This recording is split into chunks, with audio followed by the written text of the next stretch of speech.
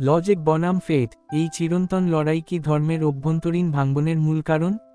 কেন মুতাজিলাদের মতো ইন্টেলেকচুয়াল গোষ্ঠীর র্যাশনালিজম সমাজ গ্রহণ করতে পারেনি? আর কেনই বা আজও ওমানের ইবাদি মতবাদ আমাদের জন্য এক বিশাল লেসন হয়ে দাঁড়িয়েছে? চলুন সেই জটিলতার জট খোলা যাক। ভাইব অফ ঢাকা আজকের পর্বে আমরা সেই রুট কোজ খুঁজে বের করব। রিলিজিয়াস ফিলসফি এভলিউশন এবং ইন্টারপ্রিটেশন এর ভিন্নতা মানব ইতিহাসের এক অবিচ্ছেদ্য অংশ। ইসলামিক চিন্তাধারায় মুতাজিলা মতবাদ ছিল ইসলামের প্রথম ইন্টেলেকচুয়াল গোষ্ঠী, যারা লজিক এবং মানুষের ফ্রি উইলের ওপর সর্বাধিক ইম্পর্টেন্স প্রদান করত। ডিভাইন ইউনিটিকে বিশুদ্ধ রাখতে তারা অনেক সময় স্ক্রিপচার এর রূপক বা মেটাফরিক্যাল ব্যাখ্যা করত। এখান থেকেই মূলত মুকম এবং মুতাশাবি আয়াতের ডিস্টিংশনটি সামনে আসে। মুকম হল সেই সব আয়াত যার অর্থ একদম ক্লিয়ার এবং যা লর এর মূল ফাউন্ডেশন। অন্যদিকে মুতাশাবি আয়াতগুলোর অর্থ দ্ব্যর্থবোধক বা অ্যালেগরিক্যাল, যার প্রকৃত সিগনিফিকেন্স কেবল ক্রিয়েটরই জানেন। পবিত্র কুরআনের সূরা আল ইমরানের 7 নম্বর আয়াতে স্পষ্টভাবে ওয়ার্নিং দেওয়া হয়েছে যে, যাদের হৃদয় ডিভিয়েশন রয়েছে তারা মূলত কেউ সৃষ্টির উদ্দেশ্যে এই মুতাশাবি আয়াতগুলোর পেছনে ছোটে। অহেতুক এক্সট্রিমিজম থেকে বিরত থাকতে নির্দেশ দেওয়া হয়েছে।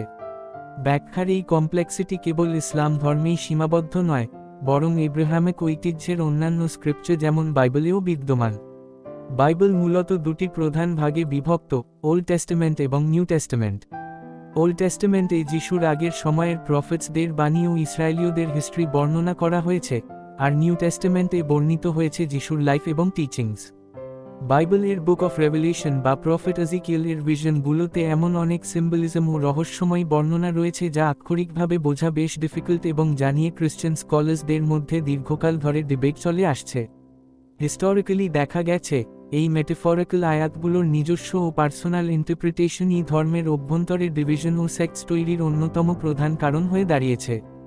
ইসলাম ধর্মের ক্ষেত্রেও রাসূলুল্লাহ সাল্লাল্লাহু আলাইহি ওয়াসাল্লামের মৃত্যুর পর থেকে শিয়া সুন্নি বিভাজন, বিভিন্ন মাযহাব যেমন হানাফি, শাফি, মালিকি, হানবালি কিংবা সুফিবাদের নানা ধারার সৃষ্টি হয়েছে।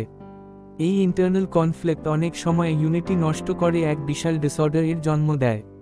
তবে এই কনফ্লিক্টপূর্ণ পরিস্থিতির মাঝে আধুনিক সিনক্রিটিজম একটি আশার আলো হতে পারে।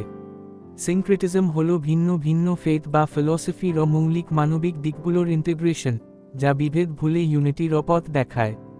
ওমানের ইবাদি মতবাদের একটি প্রকৃষ্ট এক্সাম্পল, যেখানে ভিন্ন ভিন্ন স্কুল অফ থটের মানুষ এক কাতারে দাঁড়িয়ে প্রেয়ার আদায় করে। এই ইনক্লুসিভ মেন্টালিটি এবং মিউচুয়াল রেসপেক্ট প্রদর্শনের মাধ্যমেই কেবল রিলিজিয়াস ডাইভার্সিটিকে সংঘাতের বদলে একটি স্ট্রেংথে রূপান্তর করা সম্ভব। স্ক্রিপচার এর মূল বা ক্লিয়ার নির্দেশের ওপর ভিত্তি করে লজিক ও ফেথ এর মধ্যে ব্যালেন্স বজায় রাখাই হতে পারে এই ক্রাইসিসের স্থায়ী সলিউশন।